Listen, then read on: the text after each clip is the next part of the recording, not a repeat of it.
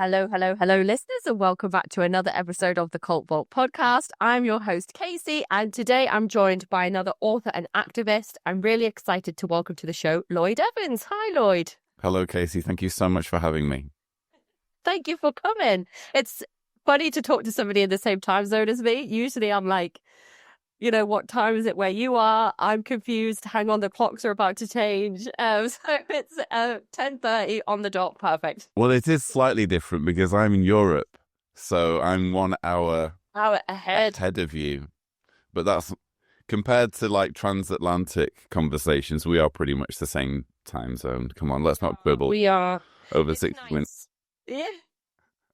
I've got a friend in Norway, so sometimes she's an hour ahead. Sometimes she's 2 hours ahead, I think, for a little short window. Yeah.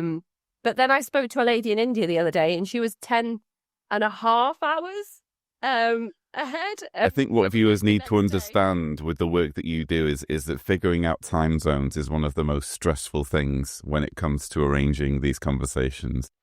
So you've summarized it perfectly, Lloyd. You couldn't have said it any better myself. Yeah. So would you like to start by introducing yourself to the listeners? My name's Lloyd Evans. I'm a former Jehovah's Witness, writer, activist, filmmaker, YouTube. I spent 23 years from baptism to getting out as a believing Jehovah's Witness. It was moving to Croatia, where I am now, which ultimately kind of got me out of it because of the language barrier. I was going to meetings and not able to understand what I was being told, and for the first time it was like the indoctrination got broken. And so before I know it, I'm blogging on Jehovah's Witnesses. I'm doing extensive research into their history. I'm amassing a collection of their older literature and writings. I'm making YouTube videos. I'm writing books on Amazon, and I'm even appearing on TV in America to talk about the group. I was also involved as a core participant in the independent inquiry into child sexual abuse in England and Wales, due to my specific knowledge of Jehovah's Witnesses in that area and the way they cover up child abuse. So yes, I've been quite busy over the last 13 and a half years of ex-Jehovah's Witness activism, yeah. Just doing a little bit of everything, I think it said in your bio, you're like a filmmaker, activist, author, you have your YouTube channel, and you have the, is it the JW Survey website as well? It's now JWatch, yes, jwwatch.org. Oh, that's smart. Website, that's clever. I like that. And just explain for the listeners what the website is all about. So the website first started out as JW Survey because I really wanted to provide some kind of... It felt like Jehovah's Witnesses were being overlooked in terms of their actual opinions. And ironically, even witnesses who... Because there's like a two-tier Christianity in Jehovah's Witnesses where a very small percentage believe they're going to rule as kings and priests in heaven, but no surprises. It's actually only a handful of men who actually get a say in what God wants them to do, and that's the governing body. So I thought it would be really interesting to provide a survey where these overlooked, anointed Jehovah's Witnesses could actually tell us what they thought, and ordinary Jehovah's Witnesses and those whose experience with the group had only been fleeting. So I started doing this annual survey. And, it was interesting to do for a while, but I think I kind of reached the limit with how much I could do with that. And it just became about, well, let's keep an eye on what's happening with Jehovah's Witnesses and let's write about what's going on with the various lawsuits against them and that sort of thing. So that became JWatch. And really, I have the website, but really now it's more a case of keeping on top of it with videos, because I think in the 21st century, people consume information more visually, I've noticed nowadays, than looking at blog articles. So I tend to focus on, if there's a development, I try to cover it as succinctly as possible on my YouTube channel under the banner of JWatch. Well, it's a really impressive website. It's like an archive of all types of different things, from, legal proceedings to news coming out of different countries. There's different things categorized here around like the LGBT community, things here about shunning. And so there's hundreds of articles, all very neatly categorized on this website.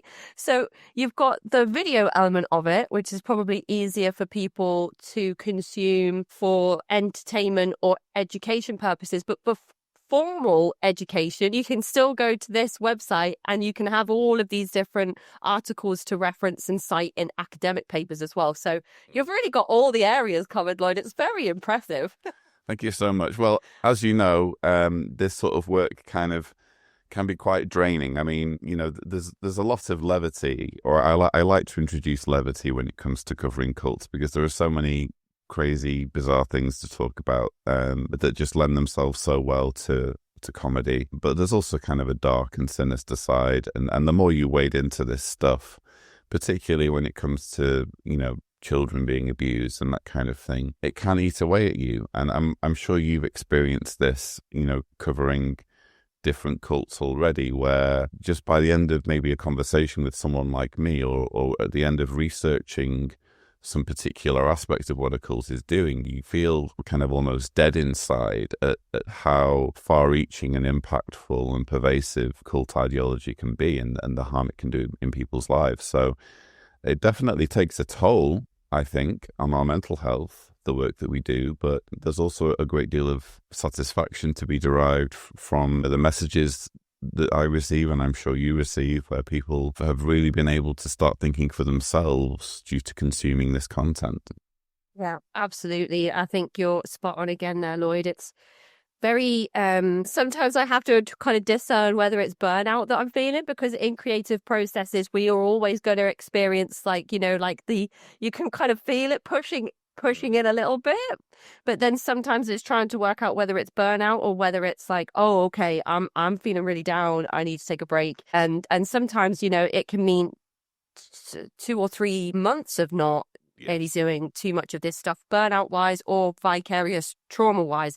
So you are right, but on the flip side of that, it is very motivational to receive messages of people saying, this has really helped me, this has validated the experiences that I had no idea anybody else felt or experienced these things. And what I really, really love is when somebody messages me saying, I almost signed up and I almost sent them money, but then I found this video and I didn't. You know, I'm like, yes, let's stop giving them the money.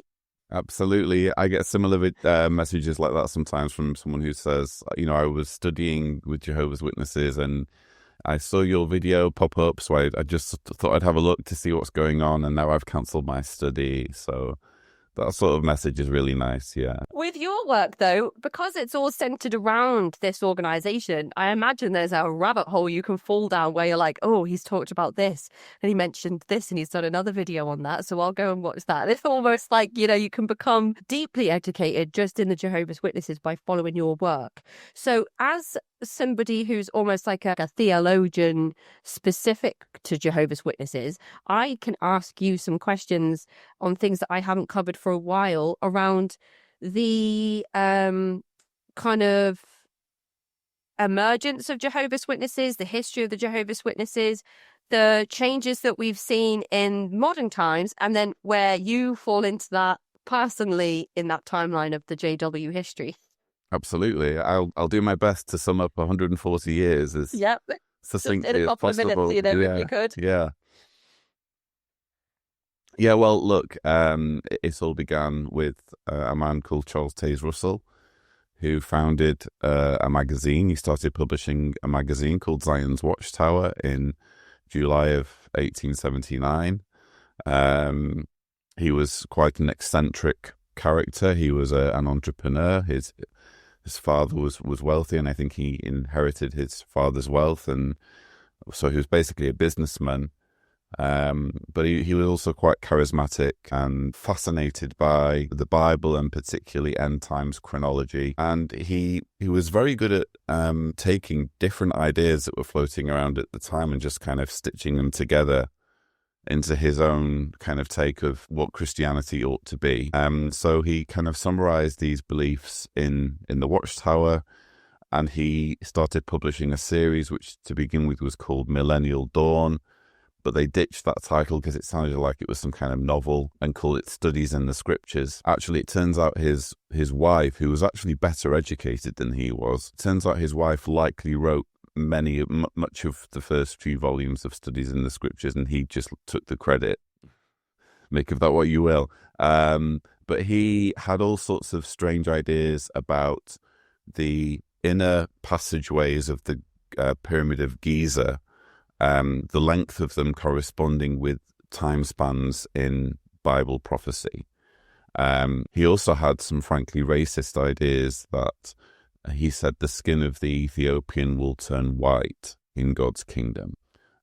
And he believed that Armageddon would come by 1914 at the latest, which is something that current Jehovah's Witnesses don't know, that they just assume that they don't know that he made such a specific prediction about Armageddon, to the point where I actually have to show them in the book itself. So needless to say, Armageddon didn't come 1914. And really, his group, called the Bible Students, I mean, they're still around today, but there's only maybe 100 or 200 of them left. They weren't like a huge following. You wouldn't have known at that time what they were going to become. But what happened was Charles Taze Russell died actually Halloween, October 31st, 1916, on a train. And there was something of a coup, a leadership coup in the wake of his death, whereby his lawyer, Joseph Rutherford, managed to assume control of the presidency, started to basically introduce his own character. Think of Charles Taze Russell as like the L. Ron Hubbard, and Joseph Rutherford as like the David Miscavige. Joseph Rutherford was an altogether different kind of personality, quite an unpleasant chap. For example, in the build-up to World War II, he wrote a letter to the German regime, the Nazi regime, essentially explaining to them that they had all sorts of things in common with the German regime, including a dislike of Jewish people.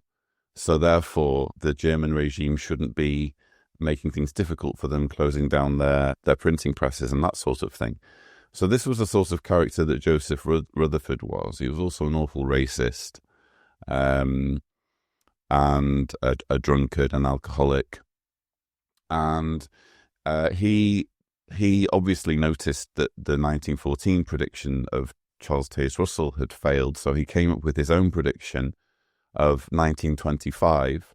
He believed that by 1925, God's kingdom would already be established on the earth, and so-called ancient worthies, in other words, characters from the Bible, would magically appear I'm not making any of this up, they would magically appear in San Diego, which happened to be where he was living at the time. And they would all kind of gravitate towards this mansion that he'd persuaded someone to build for him. And he actually deeded the mansion, which was called Beth Sarim, still there today.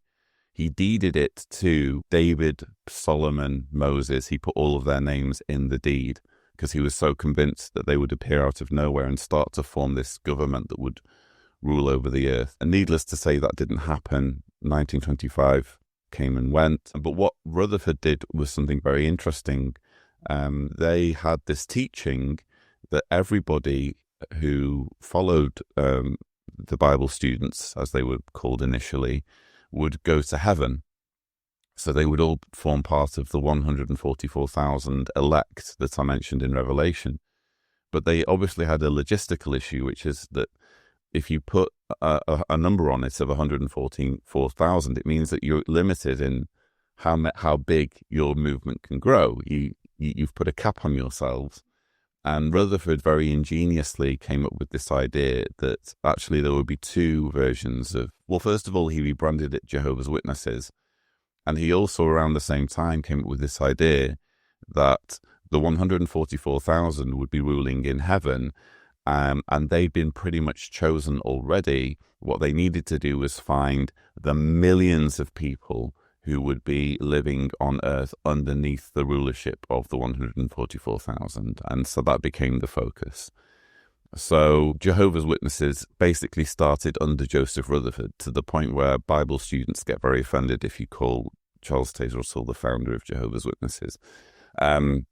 But even when Rutherford died in 1941, 1941, I think it was 1941, 1942, it was still quite a small movement. It was really Nathan Knorr, his successor, who really grew the movement into kind of the household brand that we know today, because he put a lot of emphasis on missionary work, on flying out to different countries and making sure that there was kind of a codified way of preaching, and he put a lot of emphasis on training people to do preaching and get people signed up. And I'm breezing through it as quickly as I can. So we fast forward to 1975, which incidentally is a year that the Jehovah's Witnesses also prophesied would be Armageddon, or they alluded very heavily to the year 1975 as a potential date for Armageddon, if I'm being super correct. But it also happened to be in 1975 that there was another leadership coup. And this phrase that had been in circulation for a few decades of governing body, to begin with, the governing body had been the president and his board of directors. But after a few years, this board of directors started to think, well, if we're a governing body, why aren't we governing? Why does everything have to go through the president? And by 1975, there was this coup whereby the office of president essentially became redundant and the governing body took over. And so what you have nowadays, due to that, is a worldwide religion that's actually headed up by, rather than one single individual, as is the case under Scientology and certain other groups, it's headed up by, I think, 11 currently governing body members, overwhelmingly white, overwhelmingly aged men. There's only one black kind of token member on the body. And they are the channel that God is apparently using to communicate his will to mankind. So that's, I guess, 140 years of Jehovah's Witness history in a nutshell. That was fascinating. I really enjoyed that. Thank you, Lloyd. I am very impressed as well at how you're able to talk about certain parts of the JW history without sounding like, well, I don't know if everyone knows this phrase outside of like Europe and the UK, but like taking the piss. Right. Yeah. You know, because there's a number of false prophecies. There's a number of people saying, actually, there should be more of us in charge. Nothing about, actually, I'm hearing divine messages, so I should be part of the decision-making body. Nothing like that. It's just actually like, why aren't there more people? So I think it's really interesting to me how much work you might have had to do to make yourself be able to talk that way, because I can't do it. Well, and in all honesty, I think I'm glad that you've noticed that, and I'm glad that you've said that, because it's something that I've worked on very, very hard over my 13 and a half years of doing this, is to just get my tone right, because I just remember what it was like when I was first kind of waking up to my indoctrination. And for me, if there was anything that was overly sneering or overly mean or like a derisory mocking tone in whoever it was that I was listening to or reading, I would immediately shut down. What I wanted to see in whoever's content I was consuming was, I wanted to see some sincerity, and I wanted to see as much objectivity as possible. And I remember when I was first waking up, I actually went on a website, still there, JWFacts. I'm good friends with the owner, Paul Grundy. And I remember, like, when I first went on that website, feeling just this immense fear of, oh no, like a fireball's on its way towards me right now. Like, I am toast because I'm looking up apostate information. And before I even started going through the pages, I made a beeline for like the About Us section, or where Paul had summarized who he was and why he was doing what he was doing. And there was a picture of him with his son, and all I could think about was just, what does he look like? Who is he? And I saw him with his son, and I just thought, he looks like a normal guy. I think it's all very superficial, but I just needed that reassurance that he was someone that I felt I could relate to. And then in one of his articles I was reading, he said something towards the end, something along the lines of course, it could be that you, despite knowing all of this, you still feel as though Jehovah's Witnesses are the one true religion. And if that's the case, then that's totally fine. That's your decision. And I thought, great, that's what I need to hear. I don't need someone telling me that I'm an idiot for being in this religion. I just need someone who's going to give me the facts and let me reach my own conclusions. And I wish I could say that every ex-Jehovah's Witness activist or ex-cult activist gets that tone right. You know, because it's so tempting to go for the outrage and the kind of the sneering, kind of condescending voice. But I actively fight against it whenever I'm making my content, because I know what a huge turnoff it is to people who are taking those first steps. You've definitely got it down so well. Just the way you talk as well. It's like, I imagine you've released your books in audio form as well. One of them, the 800-page one is a bit problematic to make an audio book for, but I have a shorter book called How to Escape from Jehovah's Witnesses, and that's available on Audible. Thank you for the opportunity to plug. I mean, that's one of the reasons we're here today. Yeah, exactly, yeah. So I don't know, maybe you know more about the statistical side of current affairs with Jehovah's Witnesses in terms of the reality of numbers and what the JW organization claim about their numbers, how many JWs there are worldwide, and how many are recruited members. From my understanding, it's more generational than, people being proselytized to on the street or witnessed to on the street or at their homes and then coming into the fold, so to speak. Yeah, it's very, very hard to convince a grown adult with fully formed critical thinking skills to buy into, the Jehovah's Witness ideology. The best way to do it is to get them when they're young, is to get them when they're a child. That's how I got involved. Because, of course, when your parents tell you something, why would they be lying to you, They're telling you to not put your hand in the fire, to not run into the road. They've got your back in all these other areas. Why would they be lying to you when they say that all of your school friends are going to die at an impending Armageddon? That must be true as well, You just go right along with it. And Jehovah's Witnesses have actually got it down to a fine art when it comes to child indoctrination. They have on their website an entire Pixar-style cartoon series, Become Jehovah's Friend, where each episode features two children, Caleb and Sophia, although the Become Jehovah's Friend universe is slowly expanding to encompass other characters. But I think it was the second episode, lesson number 2, has Caleb throwing his toy wizard into a bin by the end of the episode, because he's been convinced that this plastic toy wizard, whose name is Sparlock, I'll never forget the name, Jehovah hates him. Jehovah hates magic, and magic is a trick. Wizards and the occult and magic is a trick by Satan. And so when Caleb's friend gave him this toy, it was actually part of a sinister plot to get him to make Jehovah sad. So his mother sits him down at the table and explains all this. And obviously, Caleb looks very crestfallen to begin with.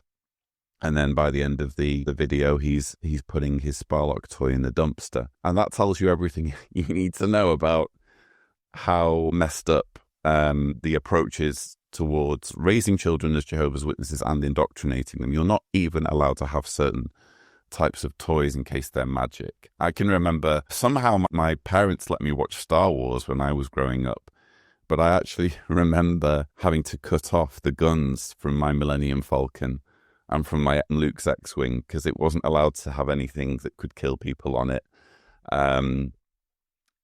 So they do take child indoctrination extremely seriously.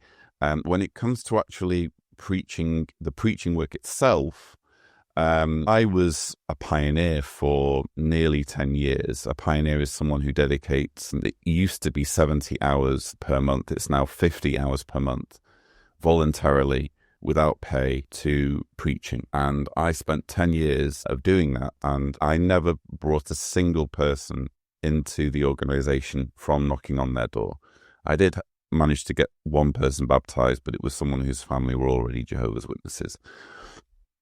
It's very, and it's not like I was completely inept when it came to conveying information. I mean, hopefully I'm coming across as someone who's relatively competent as a communicator. But it just turns out that, and you don't realize this at the time, you just think, why can't people see? It's just all so obvious. We're living in the last days, and here we are with this wonderful solution. You don't understand why so many people are closing their doors on you, and also when you go back, when you do get interest, all of a sudden that interest just evaporates.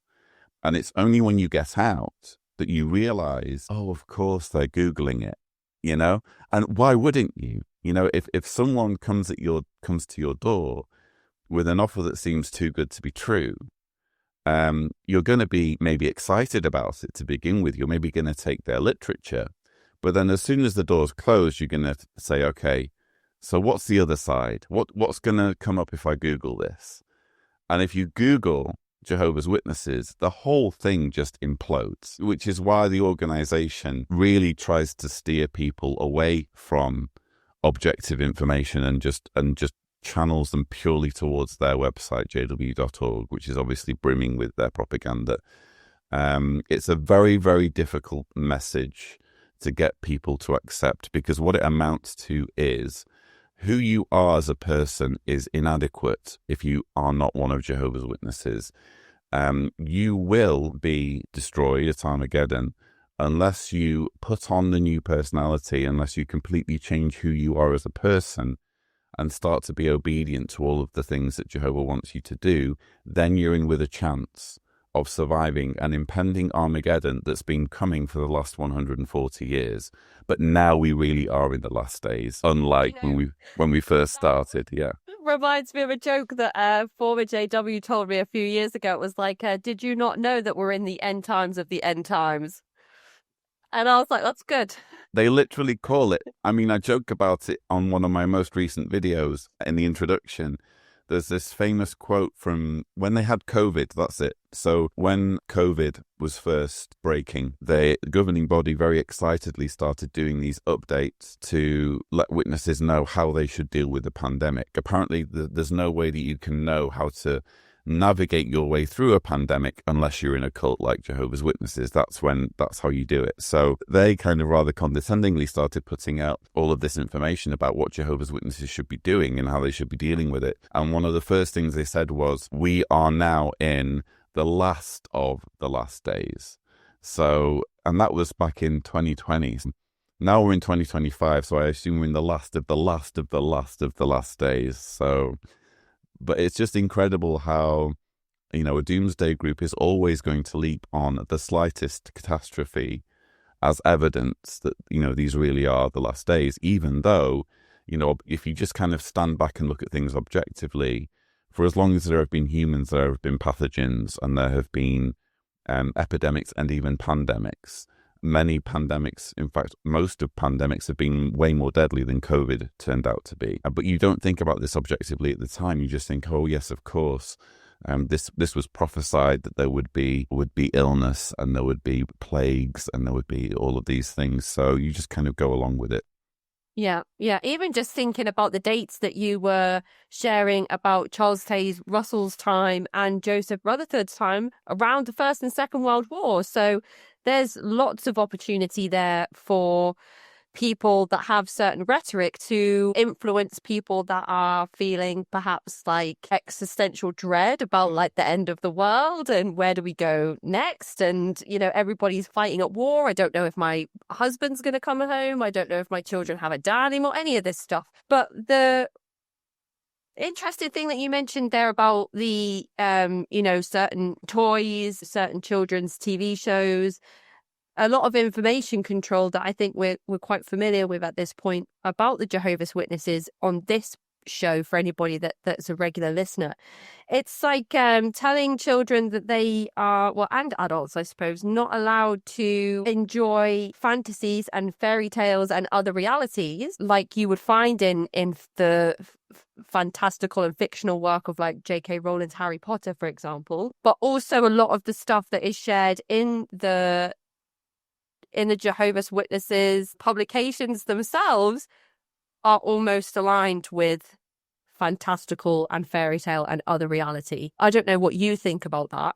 Oh, definitely. It's only, I mean, Jehovah's Witness publications, if you think about it, are far more problematic from the point of view of what's age appropriate for children than many of the kind of literature that you've alluded to, like Harry Potter and that kind of thing. I mean, I have on my shelf, I'm looking at it now, a yellow book called My Book of Bible Stories that I was raised with. You can imagine some of the Bible accounts that are rendered in there and the blood and the gore that's depicted.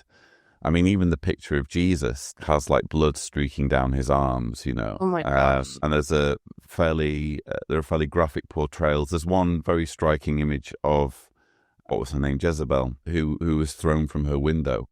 But so you have a woman literally being thrown from the window. And the story says that after she'd been thrown from the window, that she was eaten by dogs. So you have in the background these dogs ready to come and eat her. So that's somehow acceptable for children to be raised with. But when it comes to a story about a guy, a boy who goes to learn how to be a wizard and flies around on a broomstick playing, you know, wizarding sports, that's somehow inappropriate. So it's very, I mean, I will say this in the interests of objectivity. The current version of the book that I'm alluding to is way more toned down. It's like they got the message from this kind of traumatized generation, you know, that I include myself in, that maybe they went too far with some of the artwork. So in the more recent version, the artwork is far more palatable. Of course, they're only doing that by actually skipping out certain stories or not portraying certain stories as they're told in the Bible. And even if you put all that to one side with the book and everything, what they do make Jehovah's Witness children do at their annual conventions is watch Bible dramas that include some quite distressing scenes, including violence. There was one Bible drama discussing the attempted invasion of Judah by the Assyrians and how an angel descended and killed, was it 180,000 Assyrian troops, and then you see all of the bodies afterwards. Oh my gosh! This is something that's required viewing for everybody, no matter what age. They don't put an age number on it, and they actually, and this was unprecedented. They actually, on their JW Broadcasting monthly show, they started to mention that they'd been getting complaints through from parents who were saying, "Do you not think you perhaps ought to tone down some of the violence in particularly the convention material that we're being required to show our children?"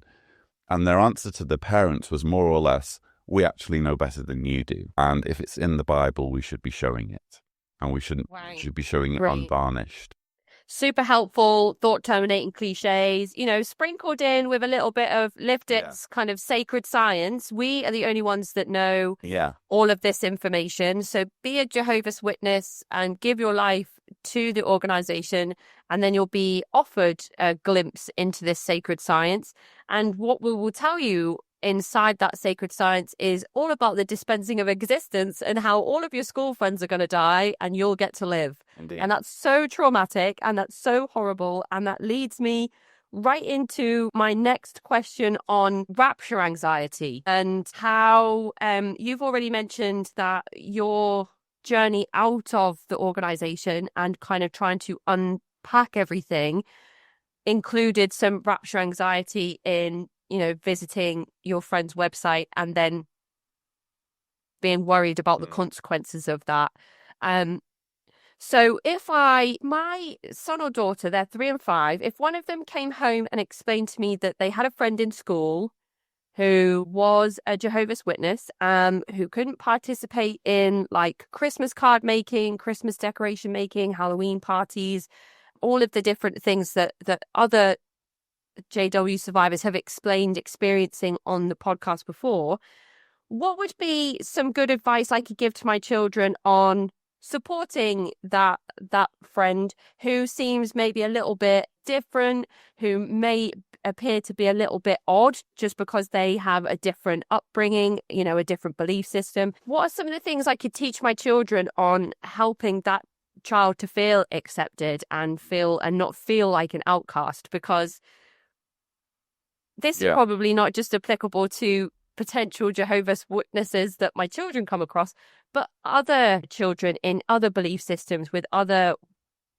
different life paths and parenting and all different types of differences. Yeah, no, it's a good question. Honestly, and I'm saying this as a dad. My children are growing up in a Catholic country, and though I certainly don't think that you can really compare Catholicism with Jehovah's Witnesses, I do think that there are certain problematic elements of Catholicism, and it can be quite challenging for my children who I'm raising to kind of think critically, particularly my oldest, to kind of feel like she's the only one who's not going to church all the time and not having these very specific ideas. And my message to her is always just be understanding. Don't come across as a know-it-all. Nobody likes a know-it-all. And I think it would be the same thing in the situation you've described. What children of Jehovah's Witness parents are expecting from their classmates is derision, is bullying, is to be singled out and persecuted. And what they need is the exact opposite. They need compassion and understanding and acceptance and tolerance. Mm-hmm. Now, when I say tolerance, that doesn't mean that anyone should feel like they should be accepting literature from them. I would draw the line personally with my children accepting any kind of religious literature, whether it's Jehovah's Witness or otherwise, because when children go to school, they should go to school to learn, not to be indoctrinated. And interestingly, Jehovah's Witnesses, they have this mantra whereby when they send their children to school, they tell them, this is your territory. So when grown-ups go door knocking, they're doing their territory in the local community, but they can't get into the schools, they can't get into the classrooms, but you can. So this means this is your territory and you should preach to your teacher, all of your classmates, etc., etc. So be tolerant, to the point where you're not kind of indulging them in their efforts to indoctrinate you, but just be understanding and accepting. It may come to a point at some point where they just need to very frankly say, listen, Jemima, it's really cool that you have your convictions. I have different convictions, and I hope you can respect that. Yeah. I care about you for who you are, whether you believe or whether you don't believe, whether you believe now and end up not believing later, you will always be important to me and I'll always care about you. That would be the kind of tone I would encourage my children to have. Let's go play football. Let's go play footy. Exactly. There's always going to be common ground somewhere. Yeah. I think what you mentioned there about not adding to any persecution is really important for all groups that will be validated by external persecution. They'll say, in the outside world, this is how people treat each other. This is how you'll be treated because you won't be understood for, the true path that you're on, or however people decide to word it. So if people do experience persecution, it almost validates the warnings that the group is giving to its members. So if we can avoid doing that, I think that's strength as well. And it's just really heartbreaking, the stories you hear from people that felt alienated in school and felt like outcasts. And I always say that some of the most wholesome things you can find on Reddit is in the XJW subreddit, where people are having their first tattoos, or they're just having trusts with strangers and trysts with strangers. And I just think, celebrating their first Christmases and Halloweens is just some of the most adorable content you can find. And it's absolutely wholesome to the core. But it comes on the back of, experiencing significant trauma. So it's always kind of like tinged with that sadness, I think. Indeed. So Sorry, I was just going to say there's a flip side, though, which is that, there's so much repression, sexual repression in particular, and there are so many rules that Jehovah's Witnesses spend their entire lives having to adhere to. I think what can sometimes happen on the other side once they get out is that they can go to excess in feeling like everything that they weren't allowed to do is like a box that must now be ticked. To the point where it becomes almost like a self-fulfilling prophecy, because they've learned all their lives that if you are not a non-Jehovah's Witness, then you are you're going to be a terrible person. You're going to be thinking only about yourself. You're going to be consumed by drugs and alcohol. You're going to be on the streets. You're going to be destitute. All of these terrible things are going to happen. And sometimes because people overindulge in some of the things that they were told not to do, including things that there is reason to be wary, like with drug use, for example. Because people kind of overindulge, they end up becoming the person that the organization predicted that they would become. So it's a little bit, this is one of the kind of minefields that you need to navigate when you do break out of a cult is, okay, I was told I couldn't do this. Is there actually a reason why I can do it? To what extent can I do it, or should I do it? Or is this actually not something that's for me anyway? And so, yeah, that can be a challenge when you get out. Yeah. And just to circle back to the idea of rapture anxiety, I just wonder what your thoughts are on that particular subject as somebody that grew up in this organization, in this cult, being subjected to certain imagery, certain stories, warnings basically on what could happen to you. Your friends, your loved ones, if you don't adhere to the teachings, or if you don't try and bring others in to save them. There's a lot of stuff here that's put onto children. So it's no wonder it takes a lifetime to really move away from that fear of the end times, the apocalypse, doomsday, all of the different ways that you can word it, right through to adulthood, even if you've been out for decades. People talk about still being scared during thunderstorms because, they've been out for 20, 30 years because they're like, I've done something today and now it's happening. It's here. Sure. I mean, I'm going to be completely honest. Like, this is literally the first time I've heard of the phrase rapture anxiety. And for me, rapture means something very specific, which is you are literally elevated to heaven to assume your heavenly life. That's what the rapture is.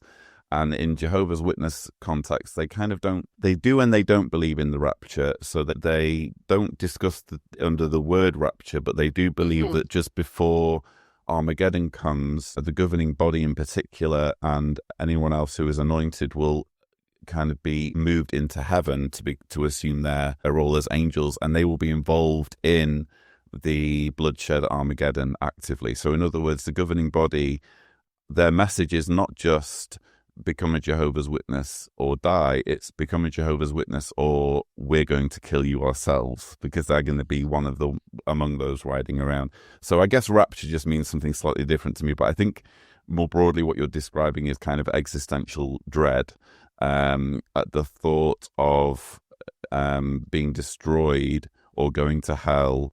Jehovah's Witnesses don't believe in hell, but undergoing some kind of traumatic, unthinkable punishment due to rejecting the group that you've been brought up in. Would that be kind of what you're describing more specifically? Yeah, just kind of like a brief description on Google says that rapture anxiety refers to the psychological phenomenon of an overwhelming fear or anxiety concerning the rapture, a concept in dispensational and premillennial Christian eschatology. So that makes sense there. It kind of makes sense more in that. Because there are lots of groups that believe in the rapture, and they literally believe that, like, they could be driving along and the rapture is going to come, and all of a sudden they're not going to be driving the car, and their loved ones could be in the car, and suddenly the car's going to be driverless. Not because they've been killed, but because they've been transferred up to heaven. Which isn't quite how Jehovah's Witnesses believe, or maybe they do, but they just don't discuss it that much. But there's definitely a lot of existential dread that comes with not just leaving Jehovah's Witnesses, but even just being a Jehovah's Witness, because You're constantly second guessing yourself. Nothing is ever quite good enough. No matter what you are doing as a Jehovah's Witness, you could be pioneering, you could be, let's say you're an elder, you could be a missionary, or you could be involved in some kind of building project to assist the organization. You could be working in one of the Bethel or branch facilities. No matter what you're doing, there's always a few extra rungs up the ladder that you probably should be climbing up. There's no way of kind of reaching a point where it's like, what I'm doing is now enough. Right. What I'm doing is now makes it a certain bet that I'm going to make it through Armageddon. So you have this kind of existential dread as a Jehovah's Witness, and you also have it when you leave. Even for someone like me who stopped believing in the theology many years ago, I can remember around the time of COVID, here in Croatia, we had a series of earthquakes.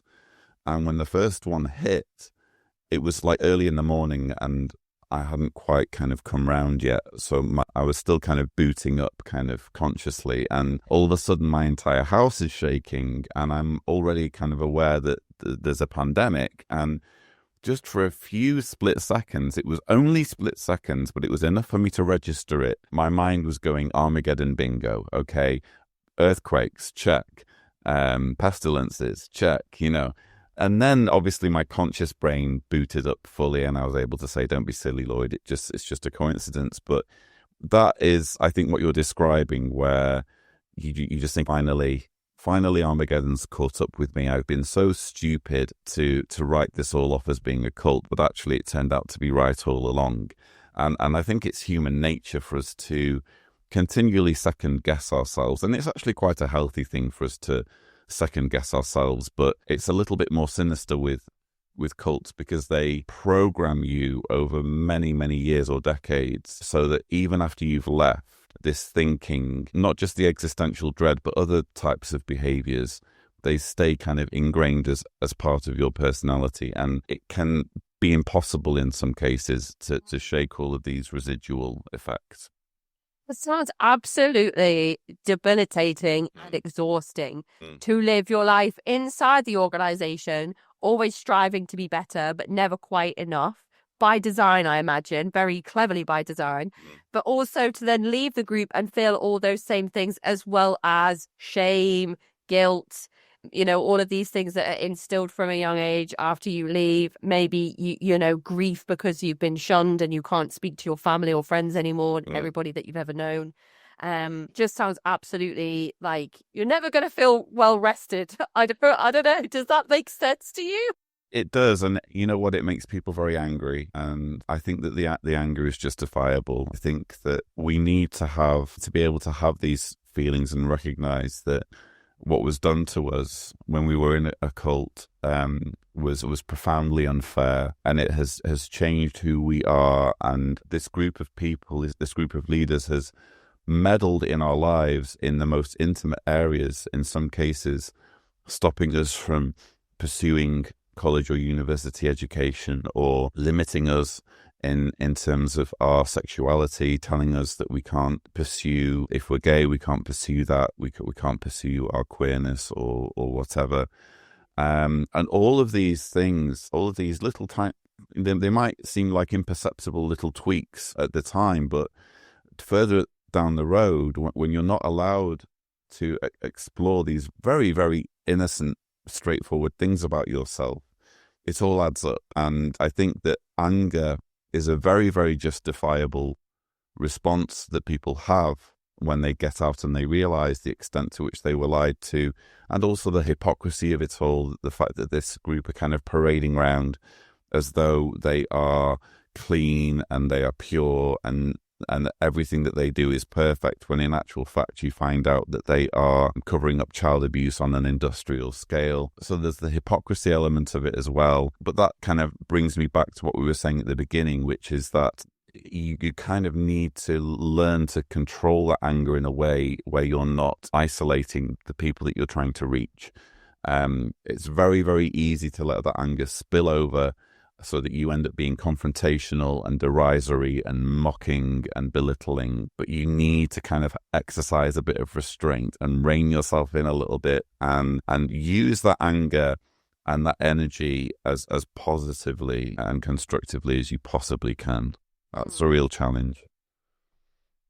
So do you think that this is like going to be really interested to ask and find out your answer, but over the kind of 10 years that you were pioneering and the 13 and a half years you've been doing this this work for, do you think that you've actually like de-witnessed more people than you were able to witness, if that makes sense?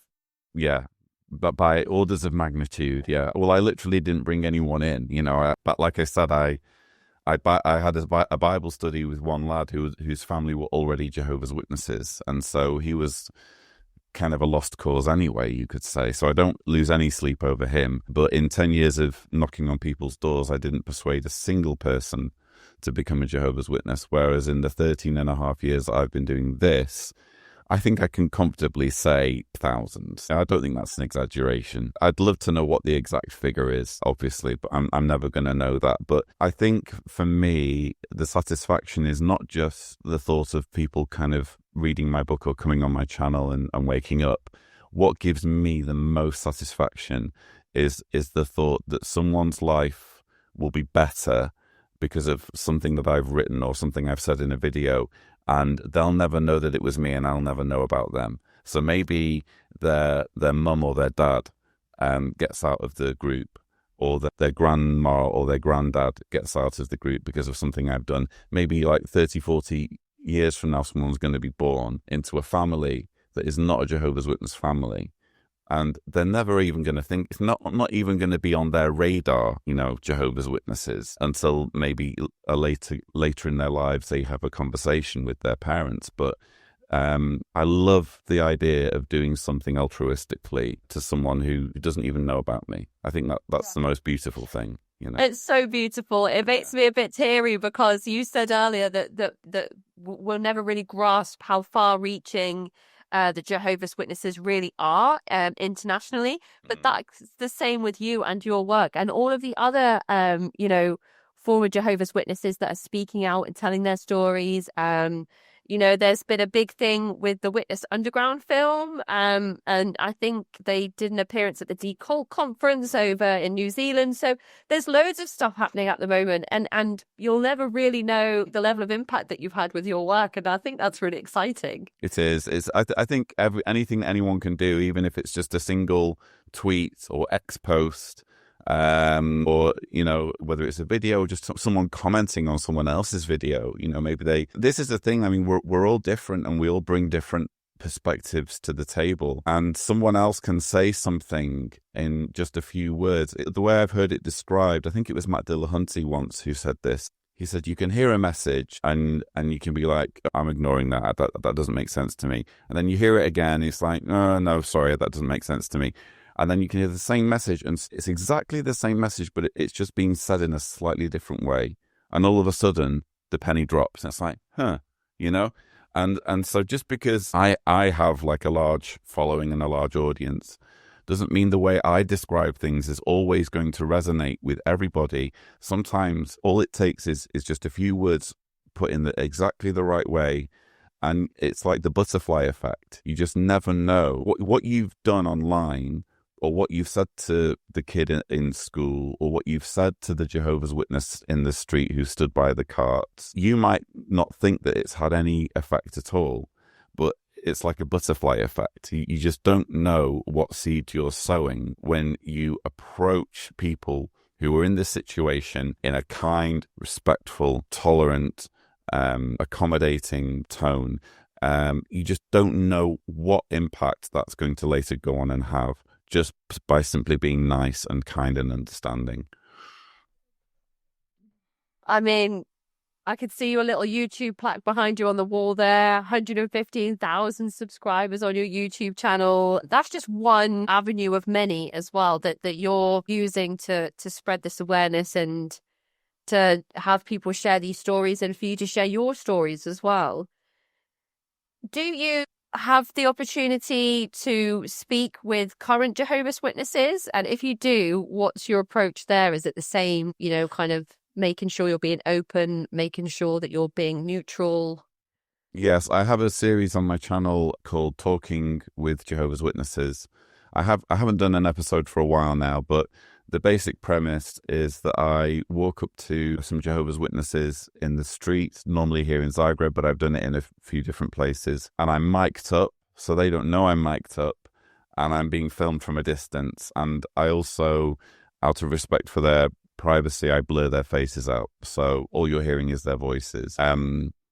And I basically just present myself as someone who has some experience with Jehovah's Witnesses through family, which is true. So I know a little bit about them, but I'm interested to hear their take and hear what they have to say. And because obviously of my knowledge of the group, I'm able to kind of steer the conversation a little bit. And what I'm trying to do is kind of, again, sow some seeds, but also for the benefit of my viewers, show how what Jehovah's Witnesses believe actually doesn't make any logical sense, to the point where they can kind of tie themselves up in knots when they're talking to you. And what they will also frequently do, which is also very interesting and kind of what I'm aiming for, is that they'll just sometimes flat out lie, and they will just flat out misrepresent what their beliefs are. So what happens then is, of course, on YouTube, I put like a caption on the screen.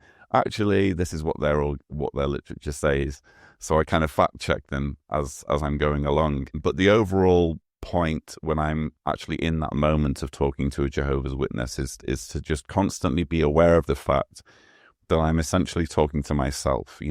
How would I feel if this were me kind of 20 years ago? What would I respond to in terms of what's being said? And if I can kind of give them a few things that they might go home and think, what he said there, why is that lingering? Why am I still mulling over what that guy said? That's just fantastic. So hopefully that's happened in a few of those conversations. But if nothing else, I'm helping to educate people that Jehovah's Witnesses, they may not be deliberately setting out to deceive, but the problem is with cults is that fundamentally they're not true.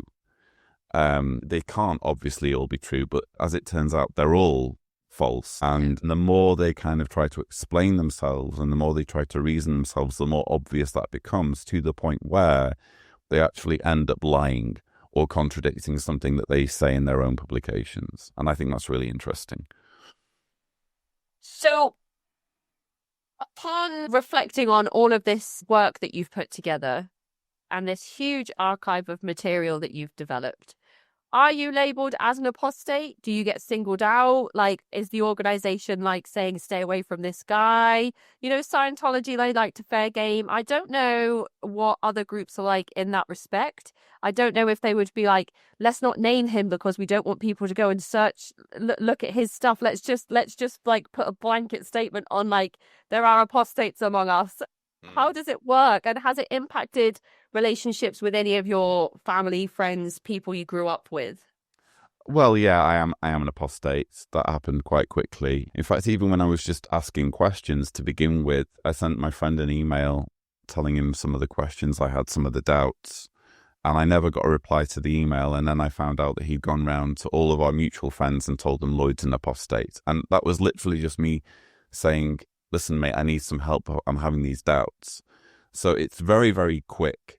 The whole apostate thing happens very, very quickly. To become an actual apostate, you really need to be speaking out publicly. And that's a big step to take. And so once I took that step, there was a huge blowback in terms of my family shunning me. My dad hasn't spoken to me since 2013. Yeah.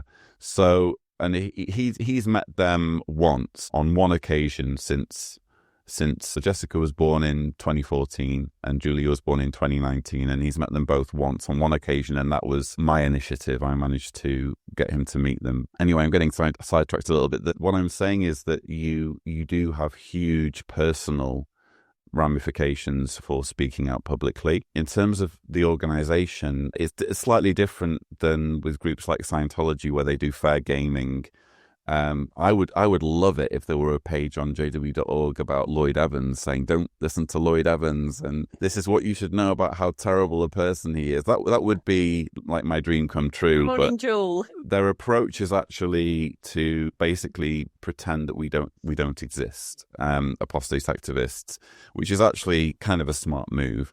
They have been doing some kind of behind the scenes shenanigans.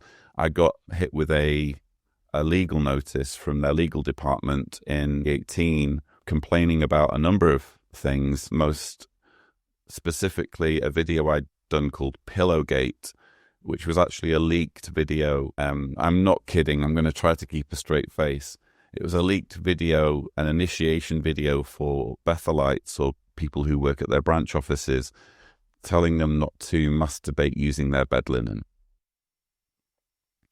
I'm not making it up. I'm talking about some of the various problems of a sexual nature that they've had with people who've joined Bethel. And so there was a lot of comedy material in there that I could work with. And so I made a video called Pillowgate, and they basically demanded that I take it down. And so I replied to their letter, no, I'm not going to be taking it down, because what you'll find is that I have used your copyrighted material in a fair use way, whereby I'm showing clearly what you've said and clearly what I've said. And if you tell me to take it down, what you're essentially telling me is that I'm not allowed to criticize you. And I'm sorry you don't get to tell me to do that. And I never heard back from them until I was involved in the ICSA inquiry, the Independent Inquiry into Child Sexual Abuse. They really didn't like the fact that I'd been invited as a core participant. And they sent a 9-page dossier to ICSA claiming that I was guilty of hate speech. And they came up with a whole list of examples from my YouTube channel. They clearly had assigned some Bethelites to go through my YouTube channel with a fine-tooth comb to try to find anything that could be incriminating. And each and every example that they came up with over the 9 pages was words that were taken completely out of context. So then I had great fun producing a hate speech series. I called it Hate Speech, where I literally went through with a fine-tooth comb each and every example and showed how they were basically lying to ICSA. Wow. That is like, there's so many layers to that, because first of all, anybody that's had to sit there and watch all of your content, you don't know what impact that's had on them. Second of all, they're just giving you like clout. They're giving you material, like they're helping to grow your channel without even realizing it. And also they're giving power to you by contacting you in the first place, saying, please stop doing what you're doing. Yeah. You just go, no. Honestly, it's a badge of honor. It's a badge of honor to know that there's a dedicated department in Bethel who were tasked at one point with coming up with a 9-page dossier of, you know, just literally sat there watching my videos in Bethel. It really gives me pleasure to think of that. But all joking aside, if I'm going to be completely honest, the biggest pushback to my work has not come from Jehovah's Witnesses. It's actually come from fellow ex-Jehovah's Witnesses. Because, and I was alluding to this a little bit earlier, when you get out of a group like Jehovah's Witnesses, you have a lot of anger, and you especially have a lot of distrust of people in positions of authority or positions of power and influence. So what some, overwhelmingly the response to my work from fellow ex-Jehovah's Witnesses has been positive, but every now and then you'll get an ex-Jehovah's Witness who really, really doesn't like me, because maybe I'm saying something that they disagree with. Like, for example, when I was criticizing Russia for banning Jehovah's Witnesses back in 2017, they latch onto something that I've said, or they maybe don't like the tone in which I've said it, and they just decide that for whatever reason I must be a terrible, terrible person. And unfortunately, over the years, I've amassed like a small but dedicated band of haters who will pounce on my every perceived mishap, and it's actually been quite traumatic to have to deal with that, because sometimes they can make entire like video live streams about something that I've said or something that's happened or something. And there's a page on a forum somewhere where they write for like hundreds and hundreds of pages. One of my friends said at one point, I'm pretty sure if you Google Adolf Hitler, you're going to struggle to find a forum thread that's hundreds and hundreds of pages long about Adolf Hitler, And yet here they are kind of scrutinizing my life in a forum thread of that many pages. So it's actually, but I think that that's in a way kind of a testament to just how harmful cults can be, is that they don't even really need to come out and attack me. They don't even need to fair game me and make websites about me, Jehovah's Witnesses that is. All they need to do is just let ex-Jehovah's Witnesses cannibalize each other, because that's how messed up you can be as a result of your experience, you know. That's so unfortunate. I'm sorry that you experienced that as well, Lloyd. I know a lot of content creators will say it comes with the territory and you shouldn't do this type of work if you don't have like the stomach or the backbone or whatever kind of misogynistic expressions people want to use for that type of thing. But you're coming at this work from your own personal traumatic experiences as well. So that adds an extra layer of kind of convolutedness to the process that you're in. And also, survivor communities, you said earlier that coming out of a cult is a minefield in learning, you know, what you should experiment with, what you should keep with you, what teachings you should leave behind. There's a huge kind of like, you know, keep, throw away process people have to go through. And it takes, you know, a lifetime to decide, you know, or to work through that stuff.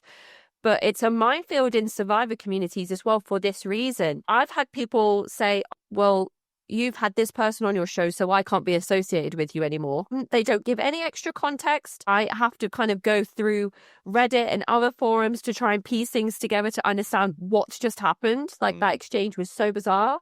And when I first started this work, the water was so muddy. I had no idea. I didn't even know about the cult wars, you know, with cult apologists. And people would be like, oh, don't listen to anything Eileen Barker says. And I was like, I don't even know who this person is. So it's taken like half a decade for me to get my head around survivor communities, and they be very,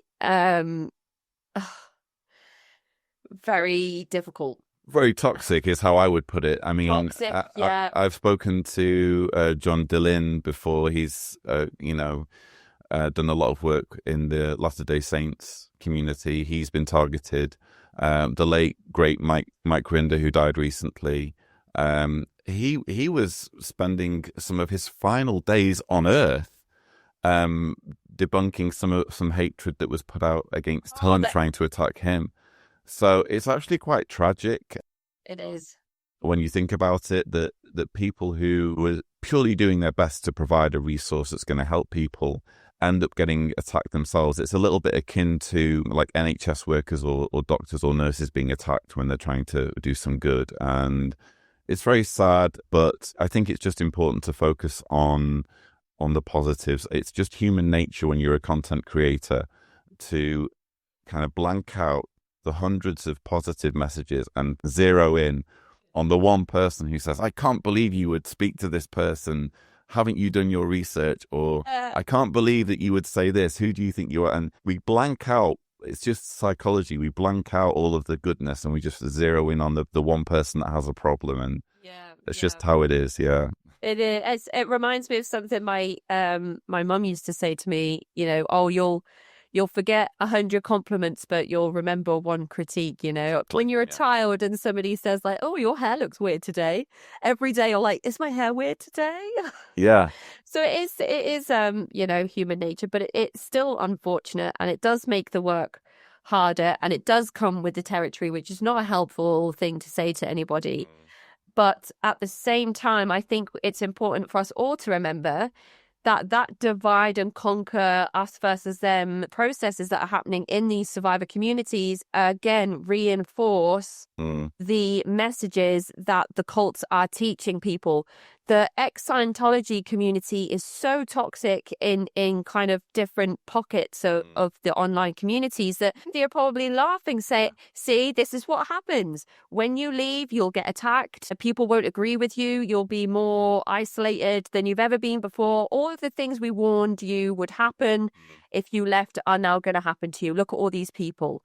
You know, even Mike Rinder's cancer diagnosis, they were probably saying this is what's happened because he left and said all of these bad things about us. It's, you know, he never would have had this diagnosis if he stayed, and all of these really horrible, manipulative, really insidious things. So that's what I always try and say when there's a lot of infighting happening in survivor communities. It's like we are not getting closer to our goal or helping people. We're actually getting further away and helping the cult get closer to their goal of dividing us. Exactly. Which is, again, complicated. But I've taken more of your time than I was going. I could just talk to you all day, Lloyd. You are absolutely fascinating to talk to. You have so much like history locked inside your brain. Honestly, sometimes I wish it wasn't there. It kind of follows me around like a cloud. A bit of truth. Yeah. Truth. You weren't there, man. You weren't there. Yeah. No, but honestly, it's been a real thrill. And might I say, I've done a few interviews over the years, and I think it's worth kind of just flagging the fact that you're an excellent interviewer. Your questions are fantastic, and really kind of make me think. And so it's an absolute delight to talk to you. And I think that the work that you're doing with Cult Vault is absolutely invaluable. Your voice is absolutely crucial in this sphere and much needed, and it's a real honor to be on the show. Well, thank you, Lloyd. That's made my day. I don't know how to respond to that. I'm very British right now. I'm like, stiff upper lip, yeah. Yes. It's been great to have our conversation. What I find really insightful when I talk to people that have the level of knowledge that you have is that sometimes I'll say things and I'll get corrected. And in those moments, I have to remind myself that I have so much to learn, and I can't make those changes and I can't learn those things if people don't correct me. So there's been a couple of exchanges we've had today where you've said, well, actually, it's a bit more like this. And that's so invaluable to me because I'm just going to be spouting nonsense the rest of my life unless people with the knowledge say to me, actually, it's a bit more like this. So But this is how we learn. We learn through conversations. And like I've interviewed so many people on my channel. Like one like massive black hole in my knowledge that I'm constantly trying to kind of fix is Bible scholarship. And it always amazes me, not just Bible scholarship, but also human psychology. Because obviously, you go to university and you study this stuff for years and years and years. You don't just read a book and suddenly you know all of it. And so there's so many times during an interview where someone's just dropped this, just completely debunked this assumption that I've had. And it's only through having these conversations and having the willingness and humility to learn from other people that we advance our knowledge. And that's precisely why it's important that you have this podcast and that you're having these conversations, because how else are we going to know other than by talking to each other? So yeah, I agree. And I just have these conversations, then I get to edit them and re-listen to them. And it's like learning it all over again. So it's doubly reinforced. So you've mentioned that you've got a number of books available. One that is 800 pages. I'm guessing that's The Reluctant Apostate. Yeah, it's a book and it doubles as a doorstop. If you need a doorstop, this is a good book to buy. Yeah, but The Reluctant Apostate, Leaving Jehovah's Witnesses comes at a price. That's available on Amazon, and also How to Escape from Jehovah's Witnesses, which is much, much shorter and really kind of tailored more for people who literally do need to escape from Jehovah's Witnesses. My first book, The Reluctant Apostate, is written more for people who don't know anything about it. And so what I do is I talk about my own personal story and I intersperse it with the history of Jehovah's Witnesses, like a forensic analysis of where the movement came from and how various teachings developed. So it's a little bit more of a, you might say, academic book, if I dare use that word, even though I haven't been to university or anything, but yeah. It's kind of like John Atack's A Piece of Blue Sky, which is, like the historical, it's like an anthology series about Scientology. It's so long, it's like 10 books in one. Exactly. So these are all available online. I'll put links to both the books in the episode description. And then please let listeners know, again, the website that you have, the YouTube channel that you have, and anything else that might be helpful for listeners to go and check out. Absolutely. I will inundate you with links, and I look forward to your listeners coming up with all sorts of imaginative ways to stalk me online. So thank you. Your YouTube channel is just Lloyd Evans. Like, who gets to have a YouTube channel that's just their name? I know. That's so good. Usually mine is just like anything I try is like that username is taken. So you end up having something like Rainbow Marmalade as your username. But it didn't. Here's the thing, though. It doesn't happen overnight. I mean, I started making YouTube videos in 2012, and I didn't cross over onto 100,000 subscribers until 2021.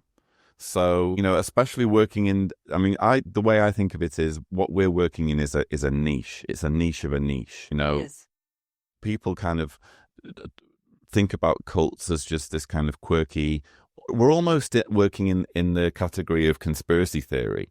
I've even had people who run conspiracy theory channels reach out to me wanting to talk about Jehovah's Witnesses, and I get offended because it's like, it's not a conspiracy theory, it's real, Right now, it happened to me, actually. That's almost the kind of subgenre that we're operating in, So again, that's why it's not just about having the conversations, but also kind of sticking with it. And I think after a while, if you have something meaningful to say and you're willing to be open to new ideas, and you're approaching things from a fair, objective, and dare I say, journalistic way, which is how you are doing things, it's inevitable that you will gain traction and your audience will grow. You just have to be patient. Yeah. I find it hard. I'll upload one little video a week, and that's as much as, maybe when the kids are a bit bigger, I'll feel like, and also the masters, I did my masters in like 10 months and I just cannot get back into things. I'm finding it really hard I'll like dip my toe in stuff, but I'm finding it hard to fully commit because that course was so intense with all the deadlines. And, once you go from working for yourself and not having really strict deadlines and just being like, oh, I usually release on a Friday, but I'm poorly this week, so I'll do it on a Saturday. You can't do that with your university deadlines. You have to have them in or you fail. So I don't know. It was a bit of a... Welcome to the world of the content creator. Yeah. Yeah, I just, now I'm struggling to get back into it. So I will make sure that all of the links to all of these things go in the episode description. And I'm so appreciative, Lloyd, of all of your work, everything that you do, and for your time today coming to chat with me. Thank you so much. My pleasure. Thank you so much. Thank you. Enjoy the rest of your day, Lloyd, and take care. Okay, see ya. Bye.